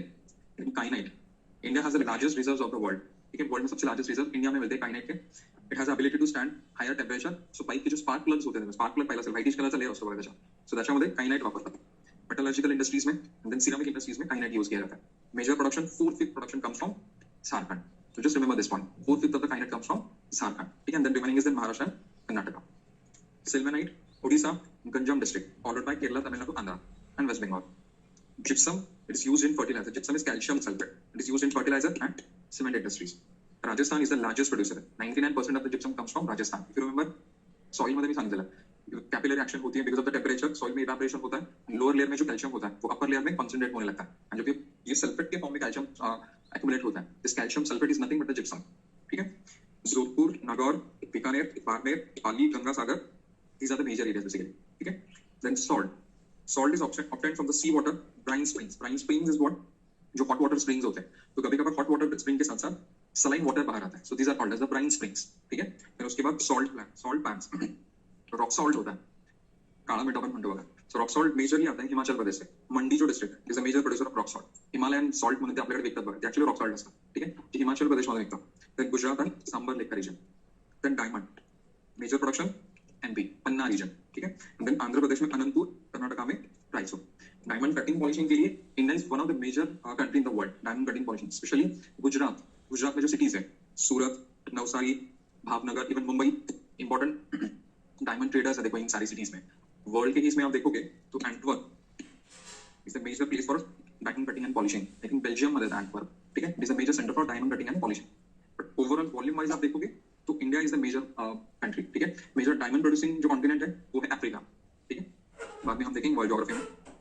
Then we have atomic minerals, उसमें first we have is uranium, Singhbhum, Hazaribagh districts of Jharkhand, Gaya district of Bihar and Saharanpur UP में। But the largest source is monazite sand of Kerala coast. तो ये जो केरला कोस्ट है तो वहाँ पे जो मोनाजाइट सैंड है तो वो वहाँ पे प्लेसर डिपॉजिट्स के फॉर्म में यूरेनियम एंड थोरियम मिलता है। इवन थोरियम का भी देखो, जो मोनाजाइट सैंड है वहाँ पे लार्जेस्ट रिजर्व्स आपको मिलेंगे, बट इकोनॉमिकली वायबल नहीं है उसको एक्सट्रैक्ट करना, क्योंकि वो बहुत छोटे छोटे पार्टिकल साइज में होते हैं, तो उसको एक्सट्रैक्ट करना इकोनॉमिक नहीं होता, तो इसकी वजह से हम उसको ज्यादा यूज नहीं करते मोनाजाइट सैंड को, ठीक है। सो थोरियम के केस में भी monazite sand of Kerala, then Jharkhand, Bihar, Tamil Nadu and Rajasthan. Beryllium and lithium, Jharkhand, MP, Rajasthan and even Orissa, major area है झारखंड, एमपी, राजस्थान एंड उड़ीसा का हिस्सा, ठीक है। Then zirconium, Kerala coast, again placer deposits होते हैं, and alluvial rocks of Ranchi and Hazaribagh, ठीक है। So these are the atomic minerals. Then next we have is the energy sources. See energy sources के केस में जो फॉसिल फ्यूल मिलता है, petroleum एक बात है, दूसरी बात कोल, ठीक है। इंडिया में जो कोल मिलता है दो टाइप का कोल होता है, गोंडवाना कोल एंड दूसरा होता है टर्शरी कोल, ठीक है। गोंडवाना कोल जो है वो कार्बोनिफेरस जो पीरियड था, तो उस कार्बोनिफेरस पीरियड में हमने देखा था कि पैंजिया ब्रेक हुआ था, लॉरेशिया एंड गोंडवाना, ठीक है। तो ये जो गोंडवाना रीजन था, तो उस गोंडवाना रीजन में कार्बोनिफेरस पीरियड में, see why it is called as the carboniferous period, क्योंकि वर्ल्ड में मेजॉरिटी ऑफ द जो कोल है वो इस पीरियड का है, कार्बोनिफेरस पीरियड, तो इसकी वजह से इसी पीरियड में फॉर्म हुआ था, इसकी वजह से उसको कार्बोनिफेरस पीरियड बोलते हैं, ठीक है। कार्बोनिफेरस पीरियड से पहले साइलूरियन पीरियड था। If you go through the geological time scale of earth, आपका जो 11th स्टैंडर्ड का एनसीईआरटी है, तो वहां पे आपको एक जियोलॉजिकल टाइम स्केल मिलेगा, एक चार्ट मिलेगा, तो अर्थ के फॉर्मेशन से स्टार्टिंग से लेकर अदर बिग बैंग थ्योरी से वो स्टार्ट होता है, बिग बैंग से लेकर प्रेजेंट डे तक जो भी सारे मेजर इवेंट्स हुए तो उनको हम अलग अलग इरास, इपोक्स, पीरियड्स में डिवाइड करते हैं। तो जो कार्बोनिफेरस पीरियड था तो उससे पहले साइलूरियन नाम का एक पीरियड था, तो साइलूरियन पीरियड में अर्थ के ऊपर बहुत बड़े बड़े जंगल्स थे, एंड वो जो जंगल्स का जो फॉरेस्ट है वो कार्बोनिफेरस पीरियड में अंदर चले गए, एंड फिर उनके ऊपर फिर टेम्परेचर प्रेशर का इफेक्ट हुआ, and that led to the formation of coal, ठीक है। मैंने आपको बताया था सेडिमेंटरी रॉक्स में जब कोल फॉर्म होता है तो सबसे पहले पीट फॉर्म होता है, पीटी सॉइल होती है, देखो पीटी सॉइल क्यों बोलते हैं हम, क्योंकि उसमें ऑर्गेनिक मैटर कंटेंट ज्यादा होता है, ठीक है। सबसे पहले पीट फॉर्म होता है, देन उसके बाद लिग्नाइट फॉर्म होता है, lignite is also called as the brown coal, lignite में मॉइस्चर परसेंटेज ज्यादा होता है। जब लिग्नाइट ज्यादा कंप्रेस किया जाता है तो उसके बाद फॉर्म होता है बिटुमिनस। बिटुमिनस में मॉइस्चर कंटेंट बहुत कम होता है, सबसे लीस्ट मॉइस्चर होता है एंथ्रासाइट। ठीक है, जो बेस्ट क्वालिटी का कोल है वो है एंथ्रासाइट कोल। इंडिया में जो कोल हम एक्सट्रैक्ट करते हैं, दो टाइप का कोल है actually, coking coal and non coking coal. जो कोकिंग कोल होता है उसमें ये एक्चुअली ब्लास्ट फर्नेसेस में यूज किया जाता है। आयरन स्टील इंडस्ट्रीज या जो एल्यूमिनियम इंडस्ट्रीज होते हैं तो उनमें ब्लास्ट फर्नेसेस में ये कुकिंग कोल यूज किया जाता है। कुकिंग जो कोल होता है तो उसमें सल्फर एब्सेंट होता है। जो नॉन कुकिंग कोल होता है उसमें सल्फर प्रेजेंट होता है। Non coking coal is also called as the thermal grade coal. जो थर्मल पावर स्टेशंस होते हैं तो थर्मल पावर स्टेशंस में हम नॉन कुकिंग कोल या थर्मल ग्रेड कोल यूज करते हैं। समझ में आ रहा है? थर्मल ग्रेड जो कोल है तो उसमें सल्फर होता है। ये जो सल्फर होता है ये पॉइजनस गैस होता है। जब ये रिलीज होता है एटमॉस्फेयर में तो उसकी वजह से अलग अलग पॉइजनस गैसेस रिलीज होते हैं। सल्फर डाइऑक्साइड वगैरह ये जो सारी जो गैसेस फॉर्म में ये बाहर निकलने लगता है। सल्फर डाइऑक्साइड, हाइड्रोजन सल्फाइड वगैरह रिलीज होने लगता है। ठीक है, सो इस वजह से ब्लास्ट फर्नेसेस में कुकिंग कोल यूज किया जाता है जिसमें सल्फर एब्सेंट होता है। जब सल्फर थोड़ी बहुत मात्रा में होता है तो उसको डायरेक्टली हम थर्मल ग्रेड पावर स्टेशन में यूज करते हैं। ठीक है, इंडिया में इसके साथ साथ आपका इंडिया में जो इलेक्ट्रिसिटी जनरेट की जाती है, जो पावर सिनेरियो है इंडिया का, वो आपको मालूम होना चाहिए। इस सारे फैक्ट्स आपको मालूम होने चाहिए कि इंडिया में जो इलेक्ट्रिसिटी जनरेट की जाती है तो mostly majority of the electricity हम जनरेट करते हैं कोल बेस्ड एनर्जी से। ठीक है, मोर देन 50-60% इंडिया का जो इलेक्ट्रिसिटी जनरेशन है वो होता है कोल बेस्ड। ठीक है, देन उसके बाद हाइडल पावर आती है, आई थिंक 25-26% हाइडल पावर है। देन उसके बाद जो रिन्यूएबल सोर्सेस है उनसे 10-12% आता है। न्यूक्लियर से हार्डली 2-3% के आसपास इलेक्ट्रिसिटी हम जनरेट करते हैं। तो ये जो सारे फिगर्स है ना, ये आपको मालूम होने ही जरूरी है। ये सारे फैक्ट्स आपको मालूम होने जरूरी है क्योंकि आपको इकोनॉमिक्स में भी काम आएगा, ज्योग्राफी में भी काम आएगा, वहां पे भी काम आएगा। ठीक है, क्लियर? देन इंडिया में जो कोल मिलता है तो 98% of India's coal reserves and 99% of the production ये गोंडवाना कोल का है एंड हार्डली 1-2% ये टर्शियरी कोल का है। टर्शियरी कोल मतलब जो टर्शियरी पीरियड था, जिस पीरियड में हिमालय का फॉर्मेशन हुआ था, तो उस पीरियड में जो कोल फॉर्म हुआ it is called as the tertiary coal. Coal जितना पुराना होता है तो उसमें कार्बन परसेंटेज उतना ज्यादा होता है। टर्शियरी कोल जो है वो रिलेटिवली रिसेंटली फॉर्म्ड कोल होता है तो उसमें कार्बन परसेंटेज कम होता है, उसकी क्वालिटी कम होती है, जनरली ये लिग्नाइट वगैरह फॉर्म में होता है। ठीक है, so that is tertiary coal. Majority of the India's coal belongs to Gondwana coal, जो कार्बोनिफेरस पीरियड का था। ठीक है, so it is found in the valleys of Damodar, Mahanadi, Son, Godavari, Wardha, Indravati, Narmada coal river. ये हमें मार्क किया था I think last time mapping में, हमने देखा था इंपॉर्टेंट कोल माइंस। ठीक है, first coal mine is in 1774 in Raniganj, West Bengal. Raniganj is the second largest coal mine in India and the largest in West Bengal. It was the first coal mine जो 1774 में start हुई थी। ठीक है, देन कोल के टाइप्स, इसके ऊपर भी आई थिंक प्री में क्वेश्चन पूछा था मैच द पेयर्स में। पीट, उसमें 40-55% कार्बन होता है। Lignite is also called as the brown coal, this is the lignite, 40-55% carbon होता है। Then bituminous 40-80%, anthracite the best quality coal having more than 80% of the carbon। Reserves के case में देखो मेजॉरिटी ऑफ द रिवर्स आपको मिलेंगे छोटा नागपुर प्लेटू के ऊपर। ठीक है, largest being Jharkhand, Odisha, Chhattisgarh and West Bengal. Chota Nagpur प्लेटू इन्हीं 4 स्टेट्स में स्प्रेड होता है। कालचेस पेपर में विचारलेला question I think test series में छोटा नागपुर प्लेटू जो ये 4 स्टेट्स में स्प्रेड होता है। Largest is Jharkhand, then Odisha, Chhattisgarh and West Bengal, and then remaining comes from MP, Andhra, Maharashtra, other region. ठीक है, तो उसके बाद झारखंड में मेजर देखो, झारखंड में सबसे ज्यादा रिजर्व्स है, 28% रिजर्व्स है। ठीक है, and second it is second in production. ठीक है, 20% production comes from Jharkhand. Jharia is the largest coal field जो दामोदर रिवर के बेसिन है। ठीक है, then Bokaro, Giri, Karanpura, Dumka, Hazaribagh, Dhanbad and Palamu districts. Odisha, Talcher जो है इट्स इन महानदी बेसिन। ठीक है, Talcher it has the largest deposits of power grade coal, जो नॉन कुकिंग कोल में आपको बोल रहा था जिसमें सल्फर का परसेंटेज होता है, सल्फर ज्यादा होता है, सो उसकी सबसे लार्जेस्ट डिपॉजिट तालचेर में मिलते हैं। ठीक है, then Sambalpur, Sundargarh and Ib river. Then Chhattisgarh, Korba, Korba is in Mahanadi basin, Talcher and Korba, these are the 2 mines of Mahanadi basin. Bisrampur, Hasdeo, Arand, Chirimiri, Lakhanpur coalfields of Surguja districts. Then MP में Singrauli, it's in Son river. मैंने आपको बताया था it is the thickest coal seam in India. जो कोल सीम्स होते हैं, जो layer होता है कोल का, उसको सीम बोला जाता है। उसकी सबसे ज्यादा मैक्सिमम थिकनेस जो है यहाँ पे मिलती है, ऑलमोस्ट 131 मीटर की थिकनेस है। It is the richest coal seam in India. ठीक है, then Pench, Kanhan, Tawa region, then Sohagpur and Kumaria, ये सारी चीजें हमने मार्क की है मैपिंग में। देन आंध्र प्रदेश, गोदावरी के वैली में सिंगारेनी, पुट्टाला, रामगुंडम एंड पुट्टापुरम, या सिंगारेनी भी बोला था रामगुंडम को। देन वेस्ट बंगाल में Darjeeling, Jalpaiguri, the most important is Raniganj. Raniganj is the second largest coal field after Jharia. ठीक है, महाराष्ट्र में Kumbhared and Kamthi, in Wardha valley, विदर्भामध्ये, right? So these are the coal deposits. The tertiary coal के केस में देखो मेजर जो एरिया है टर्शियरी कोल मतलब जो टर्शियरी पीरियड में फॉर्म हुआ था। ठीक है, इसकी क्वालिटी अच्छी नहीं होती। ठीक है, जम्मू कश्मीर में कालाकोट रीजन, ये भी हमने मार्क किया था मैपिंग में। गुजरात में भरूच एंड कच्छ, असम में माकूम, नजिया, मिकिर हिल्स का रीजन। टर्शियरी कोल के ऊपर भी क्वेश्चन पूछा था आई थिंक प्रीलिम्स में, आई डोंट नो व्हिच एग्जाम। एक कॉलम में टर्शियरी कोल की कोल फील्ड्स दिए थे, दूसरे कॉलम में स्टेट दिया था, तो ये भी आपको मालूम होना जरूरी है। अरुणाचल प्रदेश, नामचिक, नामरुप। तमिलनाडु में major is the Neyveli, India का सबसे लार्जेस्ट लिग्नाइट कोल निकलता है नेवेली से, ठीक है। नेवेली लिग्नाइट जो कोल फील्ड है, it has 90% of the reserves and 57% of the production. World में आप देखोगे तो China is the largest producer of lignite type of coal and Germany is the third largest. Germany में रूर रीजन आता है, देखो world history में reference आता है तो रूर रीजन का, तो जो रूर रीजन है जर्मनी में, that is important for this lignite coal. South east Asia का सबसे लार्जेस्ट लिग्नाइट कोल निकलता है नेवेली से, it is the largest deposits in south east Asia, ठीक है। फिर इंडिया में जो कोल माइनिंग होता है इसमें प्रॉब्लम्स क्या है? पहली बात अनइवन डिस्ट्रीब्यूशन है। कोल जो इंडिया में वो बहुत अलग अलग रीजन्स में स्प्रेड होता है। जो 5-6 रिवर्स है, मेजॉरिटी ऑफ द कोल आपको इन्हीं रिवर्स में मिलेगा, इनकी बेसिस में मिलेगा एंड ये अनइवनली स्प्रेड हुआ है। फिर उसके बाद इंडिया में जो कोल मिलता है, it has a high ash content and the low calorific value, ठीक है। सो कैलोरीफिक जो वैल्यू है इंडिया में जो कोल मिलता है उसकी कैलोरीफिक वैल्यू बहुत कम है, कार्बन परसेंटेज कम है। मेजॉरिटी ऑफ द जो इंडिया का कोल है वो बिटुमिनस टाइप का है, ठीक है। Then very few open cast mines. Open cast mines मतलब जो सरफेस पे होते हैं। इंडिया में जो कोल माइनिंग किया जाता है, मेजर जो माइंस है वो डीप सीटेड माइंस होते हैं। ओपन कास्ट मतलब जो सरफेस के ऊपर कोल मिलता है वो। सो ओपन कास्ट माइंस बहुत कम है इंडिया में, तो यहाँ पे माइनिंग की कॉस्ट बढ़ती है इंडिया के केस में, ठीक है। Then losses due to the fires in the mines. जो माइंस होते हैं तो उनमें फायर्स के चांसेस होते हैं, इनमें टॉक्सिक गैसेस रिलीज होते हैं। कोल माइन में सबसे जो टॉक्सिक गैस होता है वो होता है कार्बन मोनोऑक्साइड। तो जो कार्बन मोनोऑक्साइड होता है ह्यूमन के लिए बहुत डेंजरस हार्मफुल गैस होता है, ठीक है। तो इनका रिलीज होता है, कुछ एक्सप्लोसिव गैसेस भी रिलीज होते हैं, तो उनकी वजह से फायर एक्सीडेंट्स होने के चांसेस होते हैं। फिर उसके बाद फ्लडिंग भी होता है। मेजरली जो माइंस है इंडिया में, तो ओपन कास्ट माइंस कम है, डीप सीटेड माइंस है, तो उनमें जब मानसून सीजन में फ्लडिंग वगैरह होता है। सी इफ यू रिमेंबर लॉकडाउन के बाद देखो अचानक से कोल का शॉर्टेज आया था, तो उसका एक रीजन था कि जो फ्लडिंग हुआ था कोल माइंस में, तो उसकी वजह से कोल का एक्सट्रैक्शन ड्रास्टिकली कम हुआ था, ठीक है। Then bad transportation infrastructure. Coal जो है एक हेवी मिनरल होता है, तो उसके ट्रांसपोर्टेशन के लिए हिस्टोरिकली आप देखोगे तो इंडिया में जो रेलवे स्टार्ट हुए थे वो रेलवे कोल के ट्रांसपोर्ट के लिए मेजरली रेलवे नेटवर्क ब्रिटिशर्स ने डेवलप किया था। तो इवन टिल डे रेलवे में जो रेवेन्यू निकलता है तो majority of the revenue comes from freight transport. Freight म्हणजे माल वाहतूक आपण म्हणतो, पैसेंजर ट्रांसपोर्ट होता है, दूसरा होता है फ्रेट माल वाहतूक आणि प्रवासी वाहतूक। सो माल वाहतूक की वजह फ्रेट ट्रांसपोर्ट है। Majority of the railways revenue comes from freight transport, and freight transport में almost 40-50% revenue comes from the coal transport.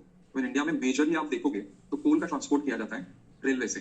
Railways construct करना, रेल ले करना, ये सारी चीजें कॉस्टली होती है, तो इसकी वजह से ट्रांसपोर्ट जो इंफ्रास्ट्रक्चर है इंडिया में वो रिलेटिवली पुअर है, ठीक है। Environmental pollution, again we know that carbon, ये ग्रीन हाउस गैसेस वगैरह रिलीज होते हैं, ये सारी चीजें हैं। Selective mining, so wastage of raw coal, जो इंडिया में कोल का माइनिंग किया जाता है अभी भी मोस्टली कोल माइनिंग जो है वो गवर्नमेंट के अंडर आता है। पीएसयू जो कोल इंडिया लिमिटेड है, तो उसके under majority of the mining किया जाता है। तो ऑब्वियसली जो इफिशिएंसी वाइज देखोगे आप तो गवर्नमेंट के जो ऑर्गेनाइजेशन जो होते हैं तो उनमें इफिशिएंसी का इशू होता है। सिलेक्टिव माइनिंग किया जाता है तो इसकी वजह से पोल्यूशन बढ़ता है, बहुत सारी चीजें हैं। The unscientific method of extraction of coal. See if you remember जो क्लाइमेट चेंज के अंदर जो निगोशिएशंस होते हैं ना, तो उसमें टेक्नोलॉजी ट्रांसफर का एक क्लॉज आता है। ये बार-बार ये टर्म न्यूज़पेपर में भी आती है, देखो जो क्योटो के प्रोटोकॉल के अंदर एक टेक्नोलॉजी ट्रांसफर का एक क्लॉज था उस प्रोटोकॉल में। अभी टेक्नोलॉजी ट्रांसफर क्या है, जो डेवलप कंट्रीज है, तो इन डेवलप कंट्रीज में जो कोल बेस्ड पावर प्लांट्स होते हैं तो उनमें जो टेक्नोलॉजी यूज की जाती है वो एफिशिएंट टेक्नोलॉजी होती है, तो जिसकी वजह से जो कार्बन डाइऑक्साइड रिलीज होता है वो रिलेटिवली कम होता है। इंडिया जैसे जो डेवलपिंग कंट्रीज है उनमें जो टेक्नोलॉजी है वो अभी भी ऑब्सोल्यूट टेक्नोलॉजी हम यूज कर रहे हैं। देयर आर सम प्लांट्स जहां पे हम अपग्रेड कर रहे हैं टेक्नोलॉजीज को, but still majority of the जो प्लांट्स है वो अभी भी ऑब्सोल्यूट मशीनरीज यूज करते हैं, तो वहां से कार्बन डाइऑक्साइड का रिलीज बहुत ज्यादा होता है, ठीक है। सो ये जो डेवलप कंट्रीज है they are supposed to transfer these technologies और these machinery to the developing countries, but ये एक्चुअल में नहीं हो रहा। So this is one of the clause technology transfer का, कि ये जब आप डेवलपिंग कंट्रीज को टेक्नोलॉजीज ट्रांसफर करोगे तो ऑब्वियसली यहाँ पे जो ग्रीन हाउस गैसेस का इमिशन है वो कुछ हद तक तो हम कम कर सकते हैं, ठीक है। सो ये these are the problems of coal mining in India. The next we have is the petroleum and the mineral rock. See, petroleum जो है, पेट्रा मतलब rock and oleum is oil. जो ऑयल रॉक से मिलता है that is called as a petroleum. India में जो petroleum मिलता है ये पूरा या पूरे वर्ल्ड में ही रहता है, जो पेट्रोलियम मिलता है ये पेट्रोलियम सेडिमेंटरी रॉक्स में मिलता है, ठीक है। Petroleum is always associated with the sedimentary rocks, क्योंकि सेडिमेंटरी रॉक्स में आपको फॉसिल्स मिलेंगे, ठीक है। पहले ये जो पेट्रोलियम है, ये पेट्रोलियम फॉर्म कैसे होता है, ये जनरली फॉर्म होता है marine organisms and marine plants की वजह से, ठीक है। लास्ट टाइम हमने मैपिंग में भी देखा था मेजॉरिटी ऑफ द जो रिवर्स है तो उनके माउथ में आपको पेट्रोलियम मिलेगा, ठीक है। गोदावरी, कृष्णा, देन वर्ल्ड में आप देखोगे तो कॉन्गो रिवर है, साउथ अमेरिका में मग्दालिना रिवर है, यूरोप की जो लॉन्गेस्ट रिवर है वोल्गा, तो वोल्गा के माउथ में जहाँ पे कैस्पियन डिप्रेशन आता है वहाँ पे ऑयल मिलता है। अमेज़न के माउथ में ऑयल मिलता है। जो मिसिसिपी रिवर है गल्फ ऑफ मैक्सिको में एंटर करती है, तो मिसिसिपी के माउथ में भी आपको ऑयल मिलता है। अब ये रिवर एंड माउथ में ऑयल कैसे मिलता है, लास्ट टाइम में मैंने आपको बताया था कि जहाँ पे रिवर एंड डेल्टा होता है तो इस रिवर एंड डेल्टा में हर साल नया एल्यूवियम आता है, ठीक है। अब इस एल्यूवियम में जो मरीन ऑर्गेनिजम्स होते हैं, मरीन अलगीज होते हैं, मरीन ऑर्गेनिजम्स होते हैं, तो उनके सेडिमेंट्स फंसते हैं एंड ये over the period of time धीरे-धीरे कॉम्पैक्ट होते चले जाते हैं। जैसे-जैसे ये कॉम्पैक्ट होते चले जाते हैं तो वहाँ पे हाइड्रोकार्बन फॉर्म होता है, केरोजन फॉर्म होता है initially, actually it's a hydrocarbon. जब ये हाइड्रोकार्बन फॉर्म होता है तो ये इनिशियली क्रूड ऑयल के फॉर्म में होता है एंड ये जो क्रूड ऑयल होता है जब हम उसको एक्सट्रैक्ट करते हैं तो हम रिफाइनरीज में उससे हम अलग-अलग टाइप के प्रोडक्ट्स बनाते हैं। पेट्रोल, डीजल की जो डेंसिटी होती है तो डेंसिटी वाइज वो सेग्रीगेट किए जाते हैं। इनिशियली जो पेट्रोलियम मिलता है क्रूड ऑयल के फॉर्म में होता है, ब्लैकिश कलर का होता है, रेडिश येलोइश कलर का होता है, based on the chemical composition, उसके अलग अलग कलर्स होते हैं, ठीक है। जो क्रूड ऑयल होता है वो हम इनिशियली एक्सट्रैक्ट करते हैं, फिर उसको हम रिफाइनरीज में लेके जाते हैं, ठीक है। इंडिया में जो लार्जेस्ट रिफाइनरी है जामनगर में, it is one of the largest in Asia, belongs to Reliance, ठीक है। सो रिफाइनरीज में जब हम इस क्रूड ऑयल को लेके जाते हैं तो वहां पे उसको हम रिफाइन करते हैं, नेचुरल गैस को सेपरेट करते हैं। नेचुरल गैस जो होता है जहाँ पे क्रूड ऑयल मिलता है, तो उस क्रूड ऑयल के ऊपर नेचुरल गैस फ्लोट होता है। जब ऑयल वेल ड्रिल की जाती है तो ड्रिलिंग के बाद सबसे पहले गैस बाहर आता है, तो ये नेचुरल गैस ट्रैप किया जाता है। तो ये जो नेचुरल गैस है इसको प्रोसेस किया जाता है, फिर नेचुरल गैस से फिर एलपीजी, सीएनजी, ये अलग अलग सेपरेट किया जाता है। कुछ नेचुरल गैस इलेक्ट्रिसिटी जनरेशन के लिए यूज किया जाता है, जैसे कावर्स, उरन, these are gas based power plants, ठीक है। This is natural gas. Then नीचे जो होता है वो होता है क्रूड ऑयल। फिर क्रूड ऑयल को हम केरोसिन, पेट्रोल, डीजल, यहाँ पे इसमें हम सेग्रीगेट करते हैं। देन बचा कुचा हिस्सा जो है वो टार में कन्वर्ट किया जाता है, फिर ये टार हम रोड की कंस्ट्रक्शन के लिए यूज करते हैं। तो इस तरीके से जो पूरी पेट्रोकेमिकल इंडस्ट्री है ये वर्क करती है, starting from exploration, then we have the refining and then we have the distribution of this by products. तो इस तरीके से पूरी इंडस्ट्री काम करती है। पेट्रोलियम जब फॉर्म होता है तो सबसे पहले it is found in the tertiary sedimentary rocks having high porosity, permeability and which are capped below the impervious beds and they are generally associated with the anticline and the fault drifts. Now what is this? Just अभी मैंने आपको बताया petroleum जो मिलता है ये petroleum sedimentary rocks में आपको मिलेगा, क्योंकि सेडिमेंटरी रॉक्स में आपको फॉसिल्स मिलेंगे, राइट। जब ये फॉसिल्स के ऊपर प्रेशर बढ़ते चला जाएगा, धीरे धीरे धीरे कॉम्पैक्ट होते चले जाएंगे, तो वहां पे हाइड्रोकार्बन फॉर्म होते हैं। कभी कभार क्या होता है देखो कि ये जो सेडिमेंटरी रॉक्स होते हैं जिनमें हाइड्रोकार्बन कलेक्ट होता है, ये धीरे धीरे धीरे धीरे कलेक्ट होने लगता है। प्रेजेंटली इंडिया में जो भी कुछ पेट्रोलियम मिलता है वो प्लीस्टोसीन पीरियड का पेट्रोलियम है, ठीक है। प्लीस्टोसीन पीरियड जो है right now we are in Holocene, 10,000 year से पहले जो पीरियड था that was a Pleistocene. So Pleistocene period में जो भी कुछ सेडिमेंटेशन हुआ था वहां का ऑयल अब हम एक्सट्रैक्ट कर रहे हैं, ठीक है, because it requires a time. So जब पेट्रोलियम फॉर्म होता है तो ये सेडिमेंटरी रॉक्स में फॉर्म होता है। कभी कभार जब ये sedimentary rock having this petroleum, जब ये दो इम्परवियस रॉक के बीच में ट्रैप होता है, ठीक है। सपोज इस केस में देखो यहाँ पे एक एंटीक्लाइन की तरह ये हिस्सा फॉर्म हुआ है, एंड ये जो एंटीक्लाइन है तो इस एंटीक्लाइन के ये जो ऊपर का हिस्सा है तो यहाँ पे oil and gas trap form में आपको मिलेगा।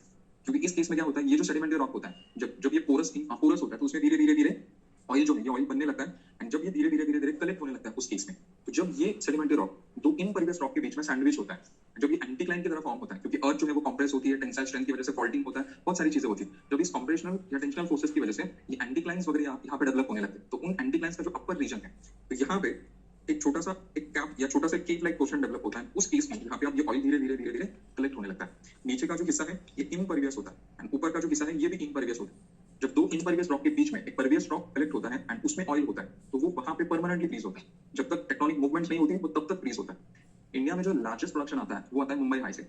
तो मुंबई हाई के रीजन में ओशन बेड्स के ऊपर इस टाइप के एंटीक्लाइंस फॉर्म हो चुके हैं, एंड जब हम इन एंटीक्लाइंस को ड्रिल करते हैं, ऑयल वेल जब आप देखोगे तो यहाँ पे हम ड्रिलिंग करते हैं, तो ड्रिलिंग के बाद सबसे पहले गैस रिलीज होता है एंड देन उसके बाद फिर नीचे क्रूड ऑयल मिलता है। तो इस तरीके से एंटीक्लाइंस में भी ये हमें मिलता है। या कभी कभार जब फॉल्टिंग होता है तो इस फॉल्टिंग के केस में भी देखो ये जो इम्परवियस रॉक है ये इस फॉल्टिंग के रीजन में यहाँ पे ट्रैप होता है एंड इस रीजन में फिर ये ऑयल मिलता है।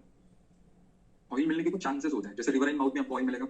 ओशन बेड्स के ऊपर जब ये एंटीक्लाइंस फॉर्म होते हैं वहां पे जहाँ पे फॉल्टिंग होता है तो चांसेस होते हैं कि उस फॉल्ट लाइन में या फॉल्ट जोन में कुछ परमियस जो रॉक है तो वहां पे आपको ऑयल मिलने के चांसेस होते हैं। समझ में आ रहा है? ठीक है। इंडिया में जो ऑयल मिलता है दो रीजन में मिलता है, onshore and offshore.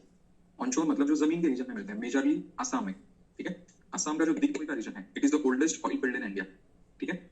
Naharkatia, Moran, उक्तीजान, Digboi जो है असम रेलवे का जो कंस्ट्रक्शन हो रहा था तो उस रेलवे कंस्ट्रक्शन के वक्त वहां पे ऑयल मिला था। So Digboi, that's how word is Digboi. It is one of the oldest oil field in world, not in India, it's in world, ठीक है। I think more than 100 years झाले ते अजूनही तिथून ऑयल निघतं। आसाम में ऑयल क्यों मिलता है? क्योंकि वो रीजन हम कंसिडर करते हैं वो 33 का हिस्सा था, तो उस वजह से वहां पे ऑयल मिलता है, ठीक है। Then Gujarat, Ankleshwar, Khambhat, Ahmedabad, Kalol. Rajasthan, Barmer, Mangala oil field, Saraswati and Rajeshwari. ठीक है। राजस्थान का जो रीजन है स्पेशली ये जो मंगला ऑयल फील्ड है उसी का एक्सटेंशन पाकिस्तान में मिलता है as a Sui gas field. Sui is in Pakistan, Mangala is in India. जो पोतवार रीजन है, पोतवार रीजन इज व्हाट, जो राजस्थान डेजर्ट का जो रीजन है हम कंसिडर करते हैं it was a part of Tethys sea. जब उस रीजन में अपलिफ्टमेंट हुआ था टर्शियरी पीरियड में, जब हिमालय का फॉर्मेशन हो रहा था तो उस पीरियड में वो हिस्सा भी अपलिफ्ट हुआ। इफ यू रिमेंबर वहां पे घग्गर नाम की एक रिवर हमने देखी थी, देखो शिवालिक में ओरिजिन होती है and that flows through Haryana. Ghaggar was initially a tributary of Sindhu river, but because of the upliftment of this Potwar plateau, now it meets the Rajasthan desert. So ये जो पोटवार प्लेटू का रीजन है तो उसका नीचे वाला जो हिस्सा है वो 33 का पोर्शन था, तो वहां पे नेचुरल गैस के डिपॉजिट्स मिलते हैं। राजस्थान का जो बाड़मेर वगैरह जो डिस्ट्रिक्ट जैसलमेर वगैरह, तो वहां पे नेचुरल गैस मिलता है एंड सेम उसी का बेल्ट पाकिस्तान में एक्सटेंड होता है जहां पे सुई is the natural gas reserves of Pakistan. तो ये जो मंगला सुई है ये राजस्थान का मेजर एरिया है जहां पे नेचुरल गैस प्रोड्यूस किया जाता है, ठीक है। Then offshore production majorly western coast में मुंबई हाई, क्योंकि मुंबई हाई के रीजन में एंटीक्लाइंस के फॉर्म में आपको ये मुंबई हाई का ऑयल फील्ड मिलता है। वसी वसई अपन म्हणतो, and then Aliagarh in the mouths of Narmada, Gulf of Khambat. Then eastern coast में बसी, then deltas of Godavari, Krishna and Kaveri, ठीक है। Then crude oil के pipelines, see atlas निकालो चलो, ये pipeline मार्क करा हुआ है। त्याच्या आधी रिफायनरीज बघत आपण मेजर.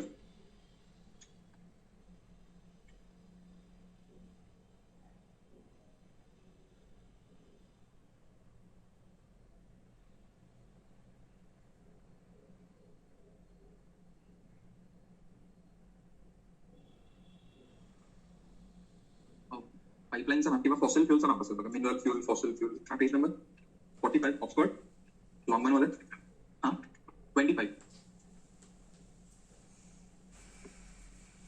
सापड़ेगा. उस मैप में आपको इंपॉर्टेंट रिफाइनरीज, इंपॉर्टेंट पाइपलाइंस मिलेंगे. आहेत का? जो इंपॉर्टेंट जो रिफाइनरीज देखो गुजरात में कालोल, बालोल, अंकलेश्वर, जामनगर असेल, मे बी असेल तर. सो जामनगर ती आहे इंडियातली सगळ्यात मोठी आहे, रिलायन्सच्या मालकीची ते प्रायव्हेट एंटिटी.